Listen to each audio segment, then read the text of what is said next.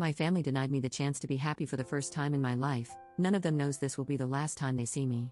The circumstances of my birth were complicated. I broke up 2 marriages, and my family has never been shy about how they feel about me for that. Only one of my brothers has gotten drunk enough to tell me to my face that he resents me for existing, but I know it exists within all of them, at least in some way. I'm much younger than all my siblings, and there was so much that happened out of our hands that I made excuses, but my whole life, I've never quite felt part of the family. As a child, I told myself we'd make up for lost time once I got older, and we could talk as equals. Now, at 23, I see glimpses of the life I wished I'd have, but in the end, I'm always too much trouble to be included. No one talks to me, and I hear everything from my father. I had to find out my niece was in a car accident from him. I had to find out my other niece had a miscarriage from him. I had to find out my oldest brother had a brain tumor haphazardly on a phone call with my father, which he didn't even know I was unaware of. I've known for a while I'm the only one trying, but for the sake of my dreams, I've given every opportunity for them to let me in, but I just can't do it anymore. I have a psychiatric service dog who aids me with CPTSD. He is the single greatest thing to happen to me. Not only did he save my life from myself, but he has made life livable. He can tell when I'm panicking, and he knows pressure therapy to help me through an attack. He stops me from hurting myself in meltdowns, sits with me until the only noise I can hear anymore is his snoring on my lap. He allows me to go grocery shopping by myself. He is my soulmate, and anyone who knows me knows how important he is to me. My dating life isn't thriving, so I took a shot in the dark and asked my niece if she minded if I brought my service dog as my +1 for her wedding at the end of this month. I have to fly across the country to go, so I will be bringing him anyway since I cannot fly alone. I figured it couldn't hurt to see if he could not have to stay in the hotel all night. I do not technically need him for the event, since I'll know every guest, and I will be drinking pretty heavily to cope, but getting to spoil him with a bow tie, dancing, and steak sounded like the perfect reward for helping me on my flight. Several times, I emphasized that I understood it was an odd request, and she could say no if she wanted. She was emphatic that he could come. She said even if I found a date, he could come. I was elated. For once, I felt seen, I felt cared about, I felt valued. And then I got a call from my dad. No one wanted to make things awkward, but the mother of the bride was not okay with a dog being at the venue. I explained that he is a trained service animal and will not impede the ceremony in any way, and I'd of course remove him if he did. Still, he said they didn't like it. I was so tired of hearing everyone else's words through my father. He won't be around forever, and sooner or later, they will have to start talking to me. I had one request: let the bride tell me. When I asked her, she said yes, and until she told me she changed her mind, I was under the assumption he could go. Well, I never heard back. My dad kept dropping hints when I call him, but I told him what my expectations were. When I RSVP'd, I put my dog as my +1 on the response to let them know I wasn't backing down this time. At this point, I didn't even care if she said he couldn't go, I just wanted to hear it from her.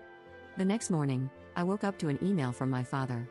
Not even a text, an effing email explaining that my niece didn't want to be the bad guy, but my dog was not welcome at the wedding. He said he was sorry, but he could still come with me to the hotel if I wanted. Something inside me broke, I think. I think I realized this is truly a helpless case. They are never going to respect me the way I crave them to. To this day, not one of our conversations has been started by them. I always initiate, and now, the one time I request direct contact, I get an email. Family means everything to me.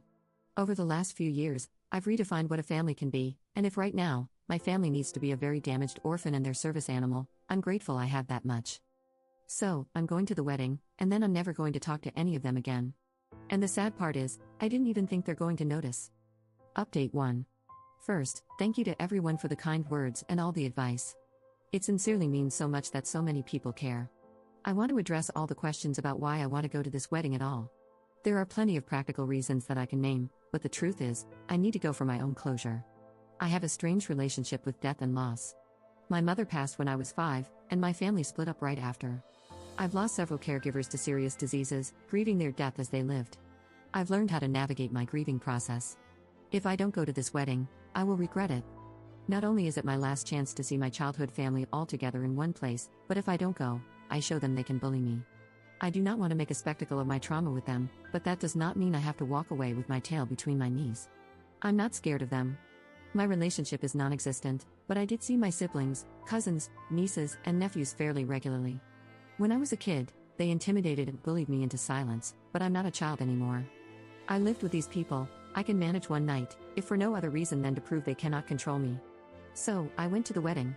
It went about how I expected it to go, though one can never be ready for a spontaneous conga line. Sadly, there was no secret last-minute invite, nor any secret plot of which the bride was unaware. She felt bad saying no, so she lied, and she didn't want to tell me that, and she still didn't, even at the wedding. No one really said much at all, in fact. The mother of the bride did not speak to me at all. My brother tiptoed around the subject until the end of the night. To his credit, he did apologize for all the dog stuff, as he said goodbye. Strangely, the apology didn't make me feel much better. There was no big confrontation either, mainly because no one cared to listen to me if I tried. As the reception began, part of me wondered how much I was going to miss the people, the environment, the vibe, really.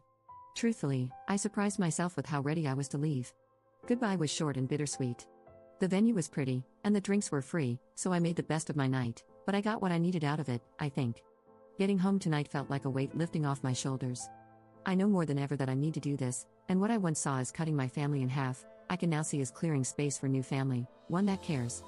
Thank you for all your kind words and all the support for my dog. Update 2. Up posting in r/poem 2 months after her original post. You don't love me. You love an idea of me you fabricated in your mind when I was a child. I'm no longer a child. I'm far from perfect, but I'm growing, I'm glowing, and I'm grieving the reality that none of you will ever know the person I become. You call it love, but my scars disagree. You hate my hair, my style, my beliefs, you hate me. And the saddest part is, I don't even think you know you do.